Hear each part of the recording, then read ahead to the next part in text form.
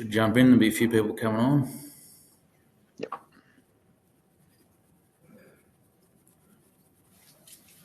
Welcome everyone to our webinar. We'll just wait a couple more minutes to for everyone to jump online. We've got quite a few already, so thanks for waiting. We'll be with you in a minute. We've got three elite farmers from across New South Wales. They'll talk about, I guess, their experiences with in-crop N. We're trying to keep this, very, I guess, informal. We've got a few prezos to cover off on, but short and sharp to the point, so that you can sort of, get some different views about in-crop N management. And I guess each of the three presenters today will be talking quite differently about how they've managed nitrogen. So it's not like everyone's sort of done the same thing. And this is the thing with nitrogen is that everyone sort of does something a little bit different. So, and that's good to get those experiences, and then you can assess that sort of for your own situation. So I'll just give it another few seconds and we'll get started.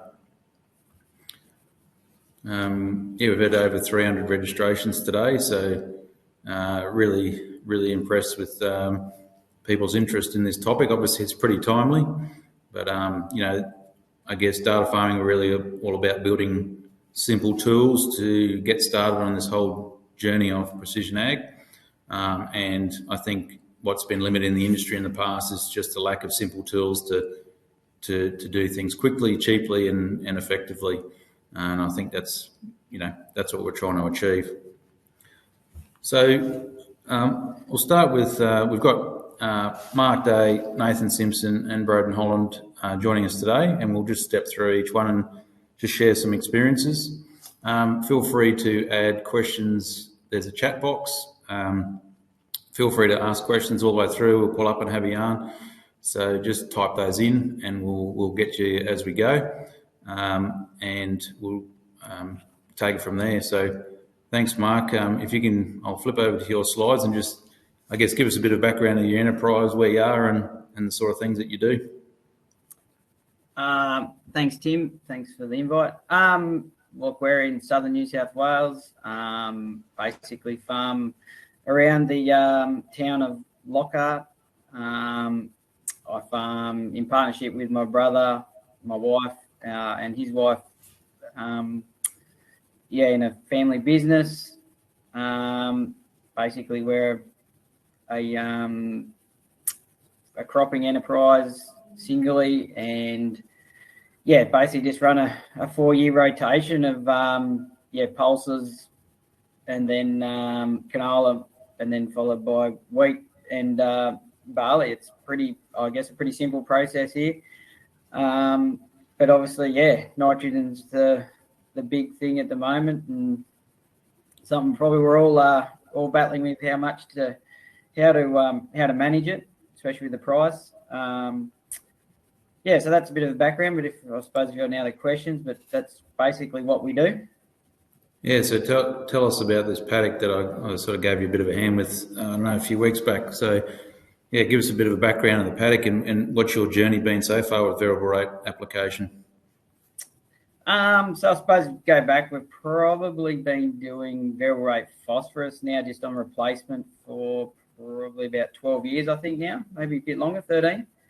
And we sort of haven't been in the space of variable rate nitrogen, even though we've had the capability of doing it. Obviously, I've been closely watching how Broden's doing his, but we haven't got the technology yet on the harvesters to do it. But we closely look at this data through DataFarming, and it just appeared to me when I was, doing the spraying program in this block, I could just visually see, the crop had some nitrogen limitations. So that's when we started the process of, using the NDVI product to base some prescription mats for the N.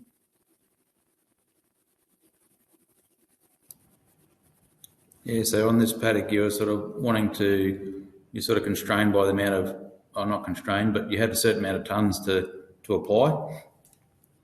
Yep. So at the time, I think, yeah, on hand we had roughly enough for 100 kilos a hectare spread, and just wanted to better utilise that 100 kilos a hectare on the block. So I was in a bit of a panic, as you usually are farming, and spraying it one day and spreading it the next. So I did engage Tim. I rang him and said, I need a favour because I'm not going to have time to do this tonight. And can you whip me up a prescription? And that's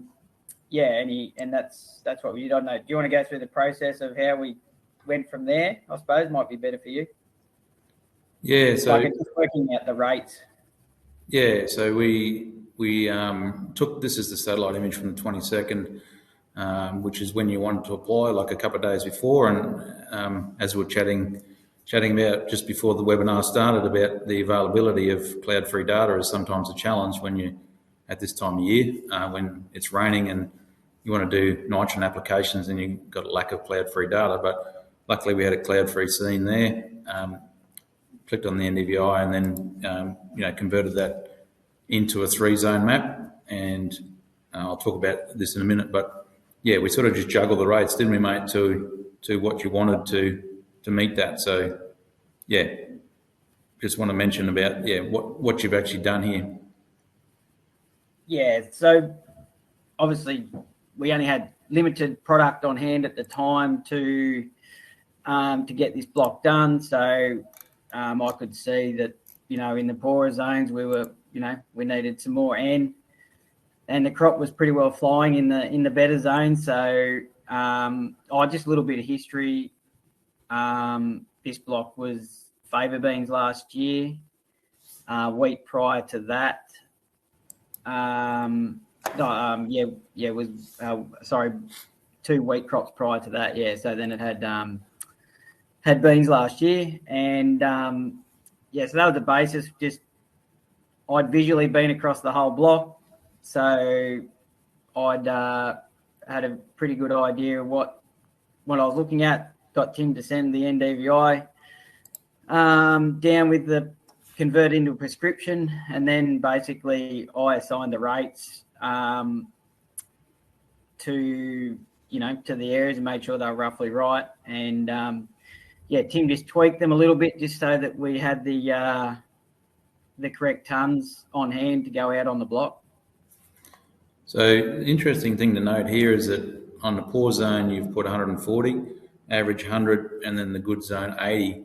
And this is going to be different to what Nathan's going to talk about. So tell me your reasoning and behind, and this is what I guess most people will do is up the rates on the poorer zones to try and lift that, to pump that productivity up. Is that what you were thinking? Yep, definitely in this case, yeah, yep. But on the flip side, I guess now, just before we open up this webinar, talking to Tim, I've got some other paddocks where I reckon we'll use some imagery, but we'll do the reverse because the blocks have been just waterlogged. So I think my thinking is now that those patches there are going to be limited by being waterlogged, and so we'll probably push the dry country a bit harder now, I think. So it's a bit of a flip depending on the country. A few questions coming through already, mate, as it happened last time. We got overrun with questions, which is good. Is this paddock, what's growing in here now? Is this wheat or? Oh, yeah, sorry. That's canola. Canola, yep, that was the question. And soil type, is it what's given you the biggest differences here? Yep, potentially. Yeah, mostly soil type, definitely. Look, yep. And another one, how do you deal with possibly poor areas as a result of other constraints, so not nitrogen, such as pH and soil acidity? So obviously you've had a long program of variable rate amelioration. So have you fixed some of those things, and now we're just seeing a nitrogen response? Yeah, so Nelly, I think, yeah, every one of our block would have been pH mapped with phosphorus and pH. So I'm pretty confident. And then we've been back in a lot of those blocks and done strategic sampling and made sure we're on top of any sodium issues, sodicity. So yeah, but most countries seen lime and or gypsum over the last 10 years via variable rate. Another question was on pH as well. You've obviously done some zoning for pH. Do you think that this image could be used for some of that as well, or is this just a different issue? I think it's a different issue myself. Yep. That's just me. Yep. I like to see that as a separate layer. Is grain protein used to assess the effectiveness of variable rate nitrogen? I think if I may, I'll leave that over to Broden. He's got a lot of experience, but have you done anything with protein yet, Mark? No, nothing as yet. No, nothing as yet. Well, you will after this talk. I reckon Broden will convince you differently, mate. The long short of the story is we allocated some our capital into seed terminators and not into protein machines. So that was the long short of the story for the protein side of things. But maybe Broden can convince us that that's where we need to spend some capital.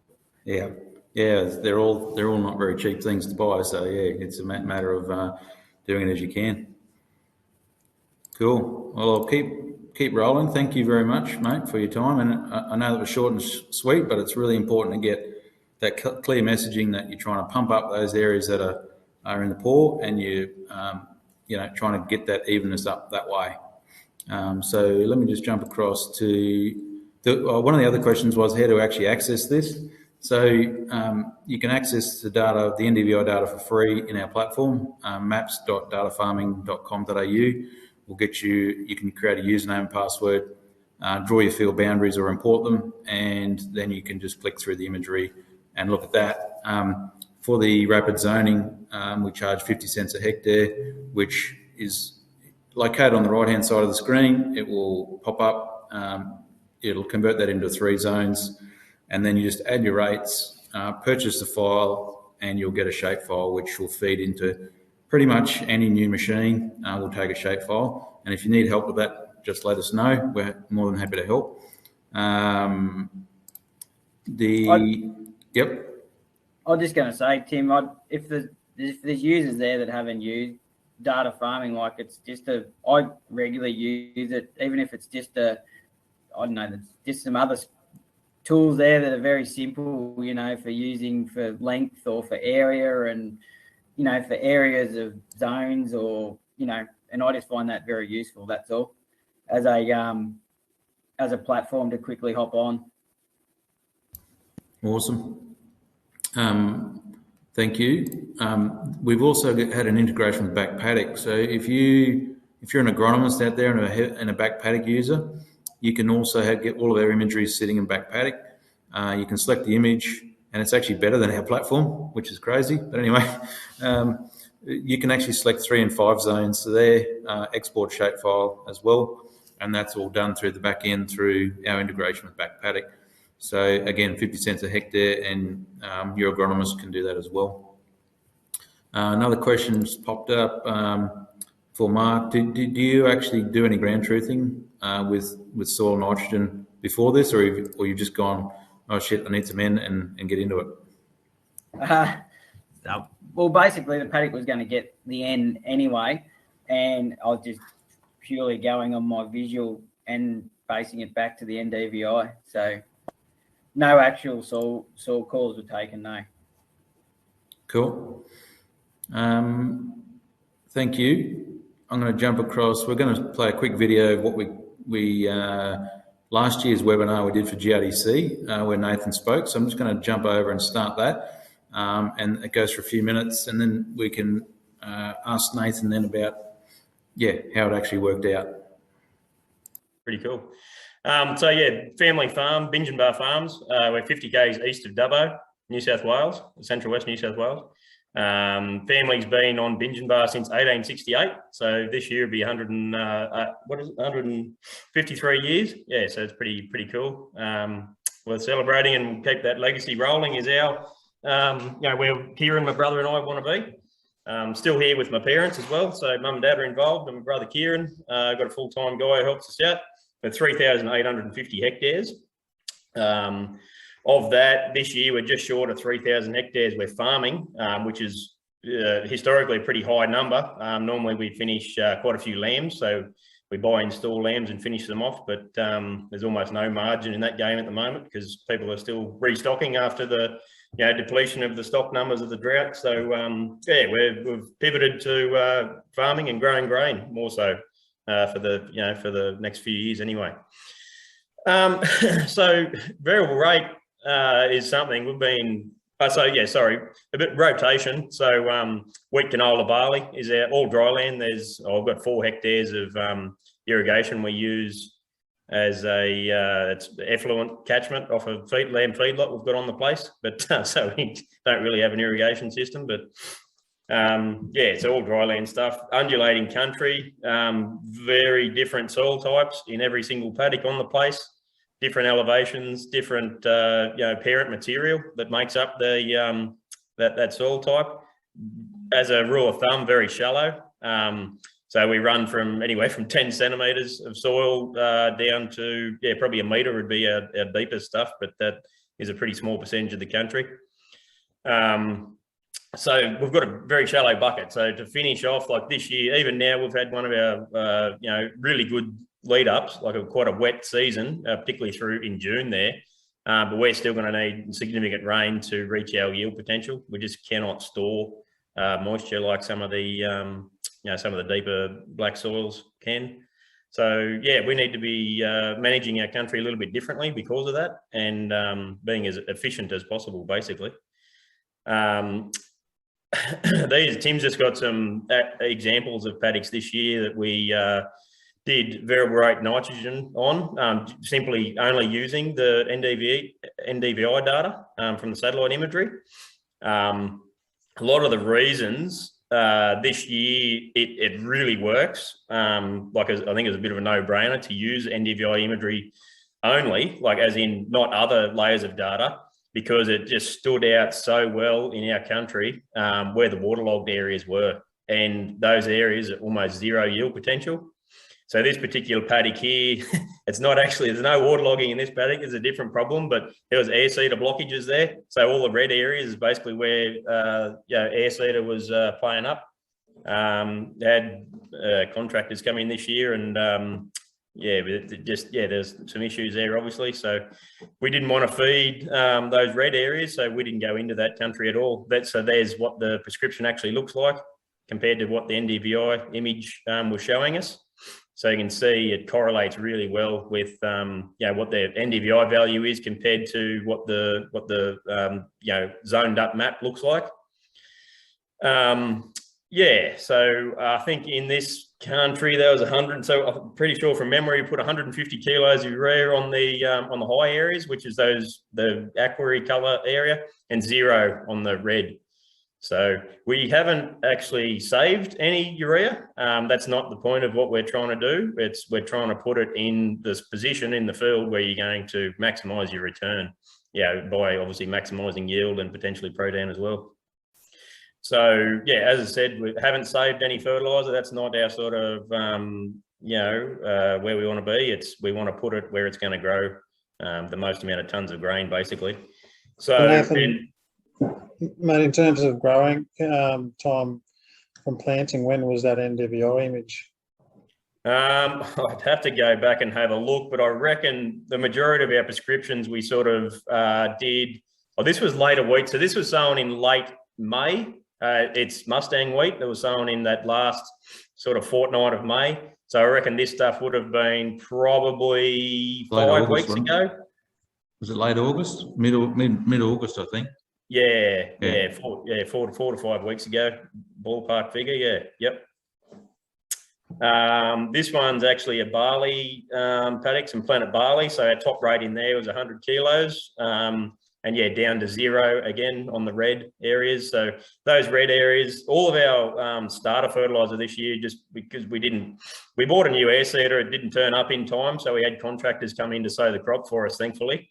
But yeah, the gear wasn't quite up to, being able to variably apply the fertilizer. So it all had a blanket rate of fertilizer. So those areas that are red, even though it's much lower yield potential to start with, so therefore we didn't want to plant it, but there was enough. There had 80 kilos of urea and 80 kilos MAP up front, so there's enough there to grow what is there. And yeah, we wanted to punch the potential for those better areas. So in this particular paddock, a lot of those red areas are waterlogging. And on that area on the western end there, there's quite a few box trees around there that make it pretty difficult to grow anything really, except for perennial pasture. So yeah, we don't want to be feeding those areas. We want to save that fertilizer and put it where the crop has greater potential. I think using NDVI, particularly in this year, because of those waterlog issues and our air seeder sort of skips we had there in a few different paddocks too, it really made sense just to use that single NDVI image as a prescription. It's in other years, you'd be probably wanting ideally to look at other layers of data as well. Like you'd be wanting to combine maybe some stacks, so multiple years in similar seasons of NDVI data mixed with your strategically GPS marked soil tests, so you can validate what sort of nutrient levels are in those areas. But this year for us, there was a bit of a bit more simple approach, I guess. It's super easy and pretty cheap. I think we're about 20 cents a hectare for these prescriptions. And yeah, it's done the job really well, because basically at this point in time, like in August, it's too late to fix any other stuff ups that we may have had in terms of nutrient placement, that sort of thing. So all you're going to be doing is trying to punch the stuff that's got the best yield potential, want to be pushing it as hard as possible. And that was sort of our approach this year to variable rate nitrogen in crop.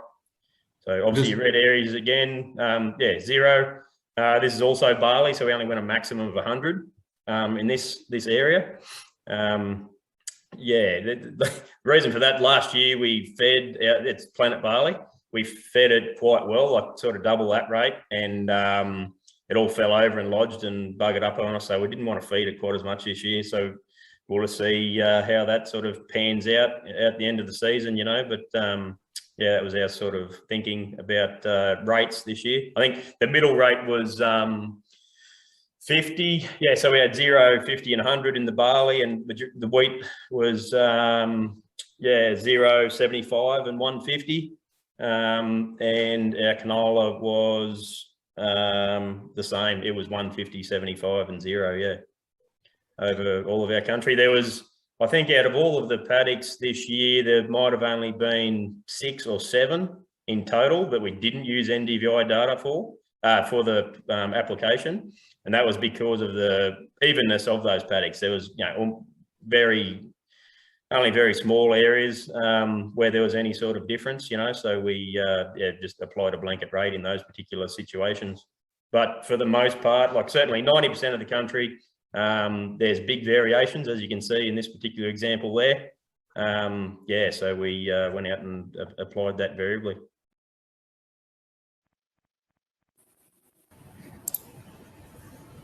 Righto. Sorry to chop that off there in a hurry. So any comments, Nath, how did that go? And I guess the key point is that quite different to what Mark did, where you're just winding back rates on those poor areas that aren't going to perform that year. So how did it all end up, mate, at the end of the season from 2021? Yeah, look, I'm very glad we did do what we did do, because we did have a hell of a lot of rain after that. So those waterlogged areas went from 0 yield potential to probably -0. It certainly didn't increase anyway. So not spending money in those areas was certainly a good decision in that season, as it will be this year too.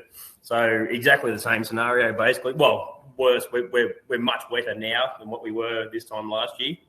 So those waterlogged areas have grown substantially compared to where they were last year. So we'll be looking to do a very similar nitrogen application this year. As a result, the areas, it'll be basically exactly the same approach that we'll have this year as we did last year, Tim. Yeah, so the areas where there's very low yield potential, I won't be wasting nitrogen on them. There's water laying in most of those areas, so it's just you're not going to do it. It's going to volatilise instantly. Basically, it'd be a complete waste of time and money. Whereas the other areas, like your higher areas, which generally would be your lower yield potential country, is the best of it because it's got better drainage or whatever, and it's the soil's that little bit drier, which is this year is a favourable thing. Yeah, it's probably what we call flip flop, mate, where it goes one to the other depending on the season.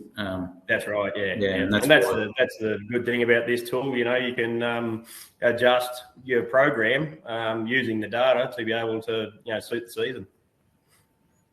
A question's come through. Does anyone do across zone blanket rates to test and validate the variable rate approach? It's something we'd love to build into our tool so that you could just build a strip trial in just to make sure that you're getting those responses. Has anyone done that? We'll probably get to you later, Braden. You've probably done that, but any of you other guys done that? I did. So in 2020, we did quite a few strip trials. We trialled probably a bit of competition, Tim, Laconic from over in Western Australia, and they've got a really good strip trial prescription. So you do your base layer or your prescription rather, and then build in sort of 2 or 3 different strip trials about the place, and then that feeds through the harvest yield data. Then feeds through and sort of does an analysis on those strip trials. So that was quite good. We didn't do it last year. There was almost it's basically too wet to have much of a result, unfortunately. But it's certainly something we've done in the past and certainly will do in the future, just so we can. It's a good way to guarantee, or not guarantee, but prove or validate the decisions you're making, particularly around nitrogen in crop, is the right thing to do. Yeah, and we've been doing, in Western Australia, we've been doing quite a few response trials just with enriched strips as well. So you can do like a standard rate, a low rate and a high rate, and getting fantastic responses out of that. Like most of the paddocks over there had big economic responses to more nitrogen. So and you can then test the zonal response as well. So you can see if it's the low zones that are making the most money within or whether it's the high zones. Yep. Another question, can we turn the VR map off and manually strip the length of the field, then use the as applied for records? Absolutely. Yeah, that's because what you get back is actually the as applied map out of the controller, and there's your record keeping, which we often then use to actually put over the top of the yield map to actually extract out those responses. So that's a great question. You guys, Mark, have you done anything with that as well, with sort of as applieds and record keeping and things like that?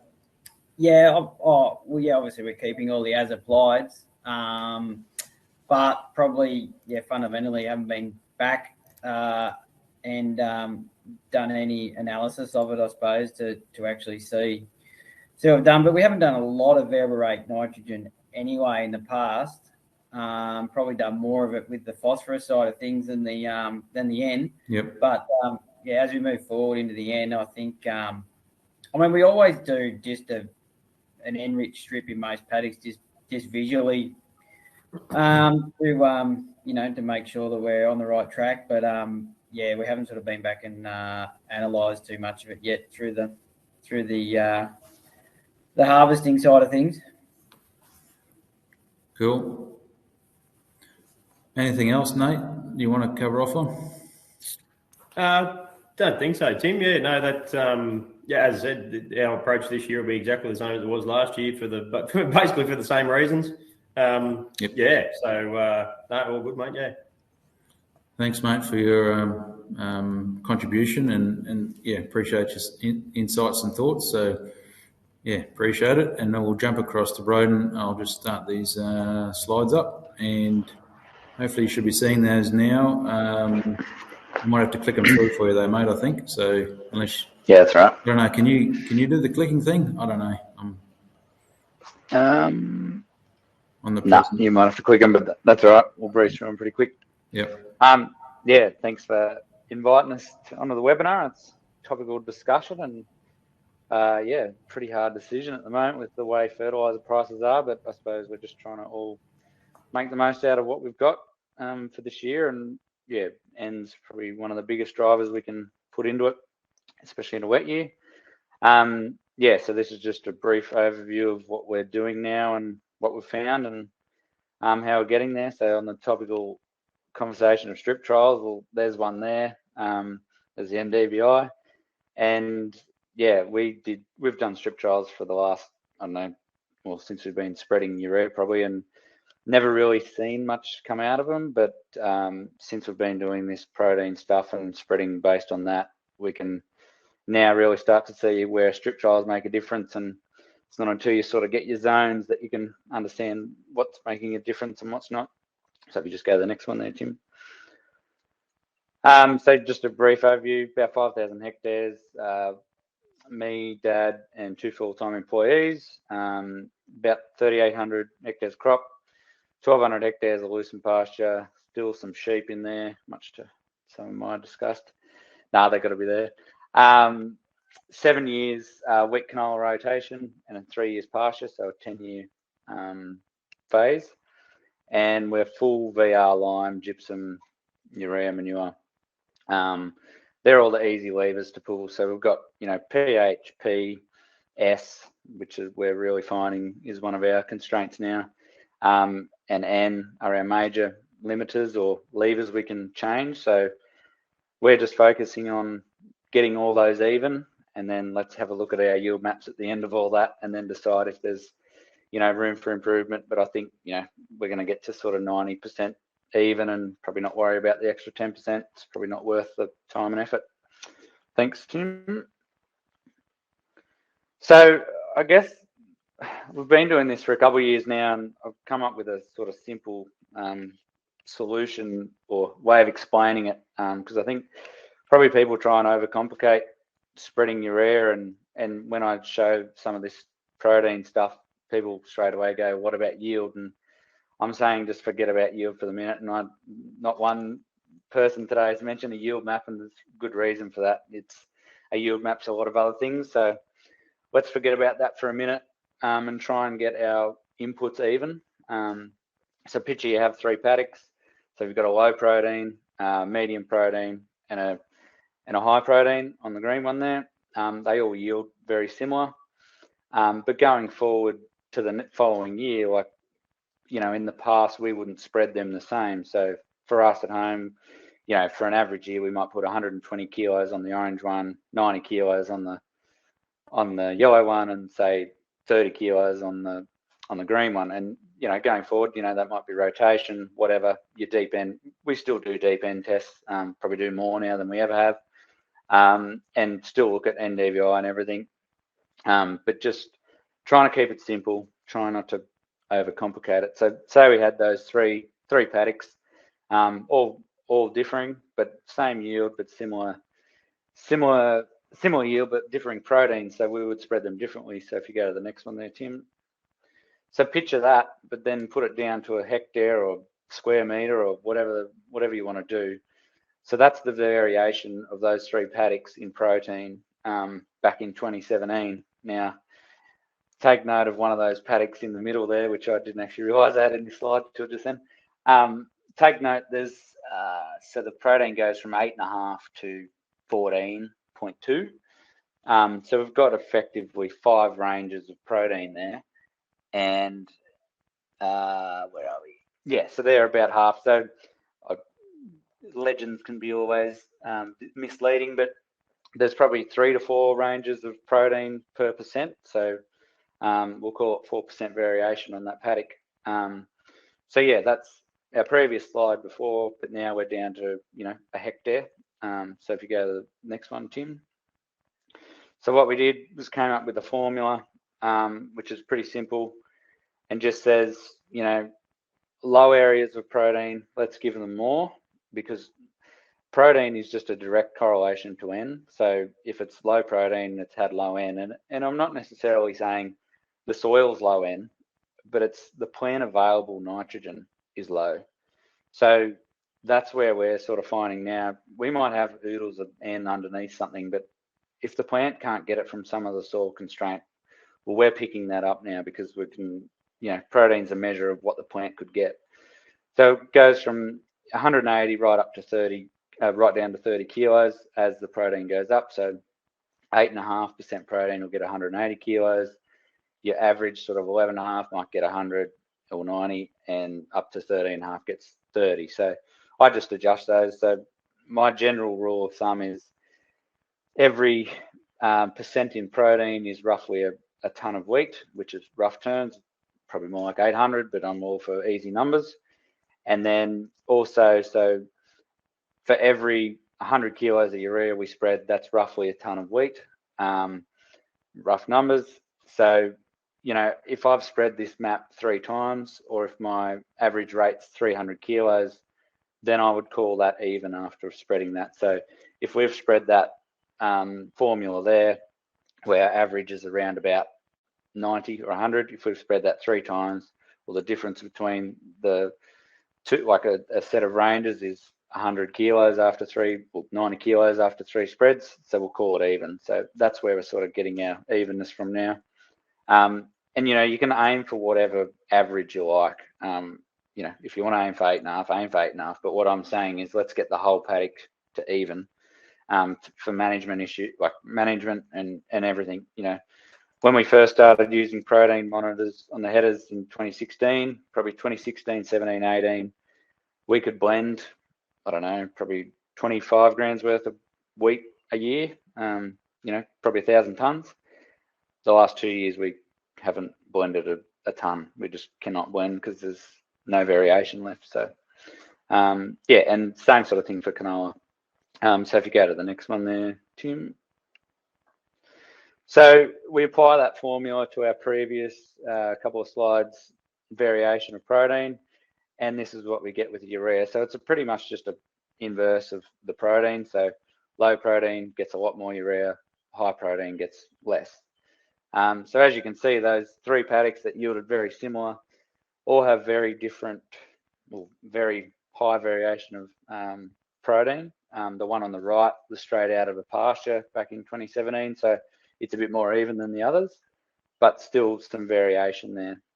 And yeah, I've got some pretty cool pictures to show for the end of it. So that's what we're doing. So we're, you know, basing off our, you know, 20-year-old, 50-year-old data of saying, you know, areas or paddocks that got lower protein that year should get probably a bit more in this year. Well, that's what we're doing, but now we're doing it down to a hectare basis. So yeah, so if you want to go to the next one, Tim. So Eva Moffat did this work. I just like to chuck this in there because it's kind of showing what we thought might happen. And so this was a deep end correlation trial that was done 2 years ago. So in 2020, so the 23rd of May 2020, 23rd of March 2020, Eva and her team deep end 100 hectares of a paddock and did it down to 60 centimeters, and got the deep end. And then so the 2 maps on the left, so the top one's the deep end and the bottom one is the protein from the 2019 wheat. That was in November. So straight away, the correlation between the protein of the previous year's wheat and the deep end test was pretty high. And of course, deep end testing over that amount of area is way too uneconomical, so we're never going to do it. But that was some really good confidence for us to, you know, trust the data and do what we're doing. And on the right there, if you look at how busy that map is for that paddock, it's about 300 hectares. We spread that in 2020. That that was then the map for 2020 urea, based wholly and solely off protein. And fast forward to 2021 or 2022, our rates for that paddock are one rate, which you'll see in the next paddock of a different block is the same sort of scenario. So if you go to the next one there, Tim. So we might just get Tim to fast forward back to a couple of slides in a second, but in 2021, this is the blue and aqua color map. That's our urea map for our Monteagle block, which is quite sandy and hilly, and we lose the N there. It's pretty low CEC, so it doesn't hold nitrogen. But yeah, it had 500 kilos on average last year of wheat, and it yielded about 7.6 tonne of the hectare. So it's certainly come off, but the biggest point out of all this is now it's even. So that was the 2021 map, the one in the middle there. Then the image on our right, bottom right, is actually the protein map from the 2021 harvest. So we've spread that blue map on the left there during the year. We did it 3 times or 4 times, and we ended up with the protein there on the right. And so that map, we started with a variation of about 4% in that block probably 6 years ago, and now we're down to, as you can see in the top image, that's the spread map for this year, and it's pretty much one rate. The only area that isn't even is the green area in the top right corner, and that's just where we didn't get urea because it was too wet last year. So it's all evening up now. The last couple of years, the last 2 years, it's become pretty even, and it's just a very simple, quick way to spread urea. And I mean, you've got to have a protein map, but even if you know areas on average, if you don't have a protein monitor, even doing it this way can work. NDVIs, work in a lot of situations too. It's just probably when we get to them dry years, or the wetter ones, that, as we've said before, you've got to do either the flip-flop, and sometimes getting that right isn't always the easiest thing. Where what we've found is, we've been spreading, so that block that you're looking at, that actually had 2.5 tonne of manure last year, variable rate to fix the P. So we've actually minused the manure off the urea map from last year to get it to that map in the middle there. So even with that variation of the manure, which gives us roughly 70 kilos of urea per tonne of manure, we're still even fixing our variation there. So, we're not blowing up areas anymore, which I've found we've probably lost just as much yield in high protein areas as low. So we're no longer doing that anymore. And I guess it just proves in our average rates or average yields. 2016, we averaged 4.5, I think, tonne to the hectare, and the last 2 years we've averaged 6. So, we've probably lifted our average, but I'll hand on heart say a tonne to the hectare with the variable rate stuff based off protein, but it could be a bit more than that. But yeah, so if you wanted to just go back to a couple of slides there, Tim, you can see the variation of where we started in that middle one. So that was 2018 urea map, and then if you go forward again, it's just black to blanket.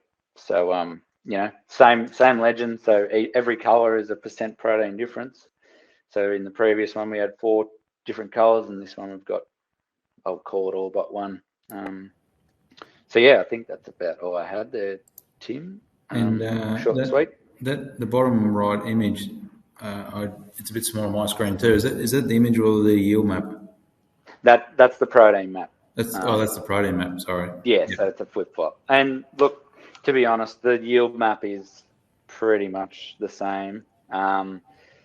When we first bought that block in 2007, I think some of the years there were harvesting, you'd average sort of around that 4 or 5 tonnes a hectare in wheat. We're chucking a lot more urea out now and know how to grow a crop now compared to then. But times have changed, and we've upped our ante, but we're seeing the results. And you know, when you harvest through a paddock and you get areas that do 4 ton and then you get areas that do 6 and 8 and 10, you know, it's pretty weird to see. But like last year, apart from 30 hectares that did a fair chunk above the average, which I'm trying to find out why, most of it averaged about 7 ton or a bit over. And it's pretty much all our wheat last year was within a ton of the hectare variation, which, you know, go back to 2018 or 17, we're probably 4 ton variation. So while we're not looking at the yield yet, well, we are now, but while we weren't looking at the yield to base our applications off, you know, it's evening up our yield because N's probably our biggest driver at the moment. So, you know, let's get that even. You know, when we make a big muck up, it's going to be a whole paddock, not just a little patch, but, you know, at least we know what we've done wrong or what we've done right. So questions, what's it worth for a protein monitor? I suspect they're probably punching up near 30 grand now. Is that right? About 20 grand. Oh, so it's come down. Right, that's good news. That's a bloody change. Yep. Things are getting cheaper, not dearer. It's like TVs, mate. Should be getting cheaper. Also, they said how long does it take to do the maps? For me to do our whole farm, so I think there's 20 paddocks or something, about 2 hours, an hour and a half. Or if I'm quicker, it's quicker. But we first got into this wanting to spread variable rate before we got a protein monitor, and we looked at, you know, a whole different range of things and just did our head in and didn't do anything. And then we got a protein map and it all became pretty simple and easy. And, you know, when we might not get it 100%, but do we have to? Like, you know, 80% is probably good enough. You know, if we're within 80% of the mean, who cares? We don't need to get 100%. We probably could if we wanted to, but we won't. And yeah, I guess, and in with all this, the biggest barrier at the moment is software. To answer one of the questions there, the barrier at the moment is applications to make it. And, you know, Tim does a great job with his NDVI stuff of, you know, having a service that makes, you know, from an image to a VR map. And there's just not enough people like Tim out there to do these things and to get the masses to spread VR urea. You know, there's huge potential out there for this to change a lot of people or a lot of farms.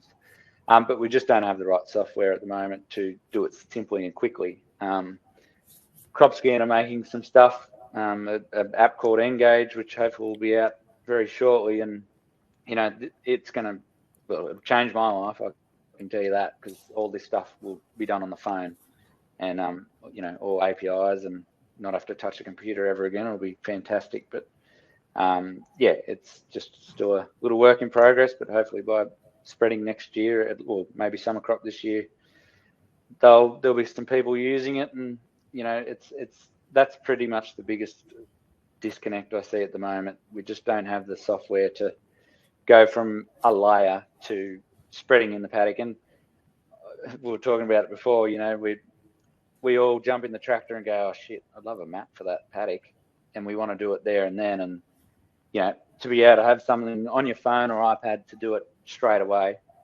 you know, it's going to make things a lot better. And, you know, it's going to take the pressure off people like Tim and, you know, the Delta Ag and everything who's trying to make maps for people, but there's just not enough people out there to interpret the data and try and make things on the fly like we all want. So, yeah.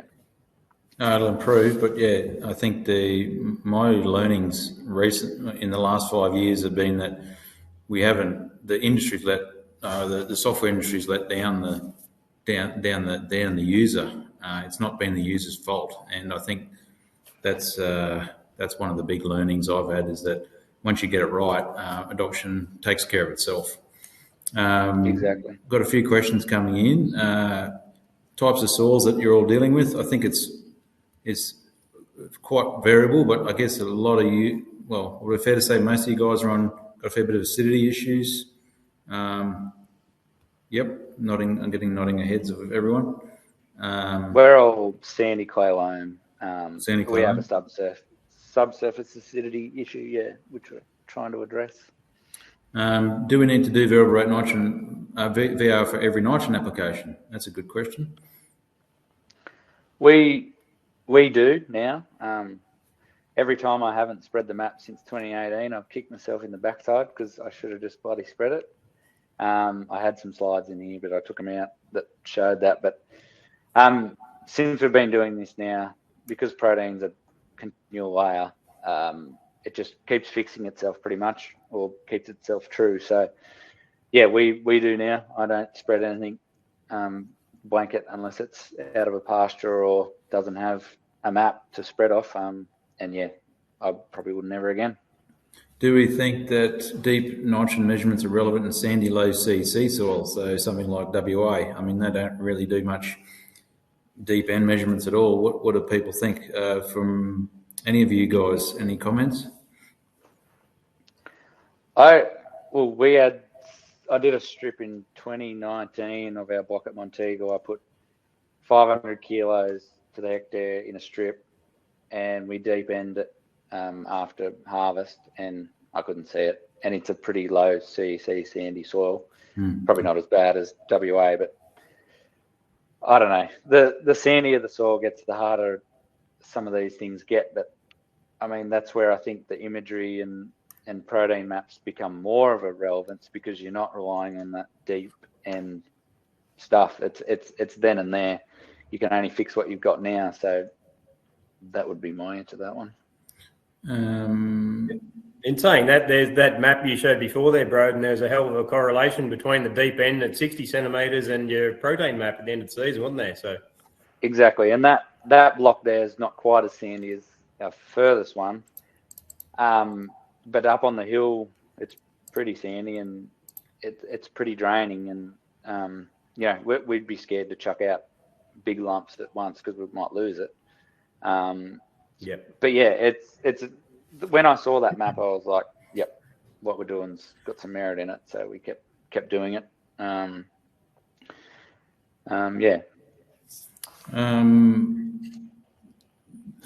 Do you think you're getting rewarded? Like, the question is, are you selling wheat direct to mills?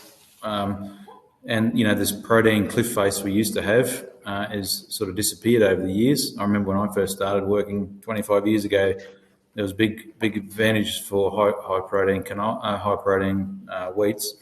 Do you think that you're getting rewarded for that evenness of protein now?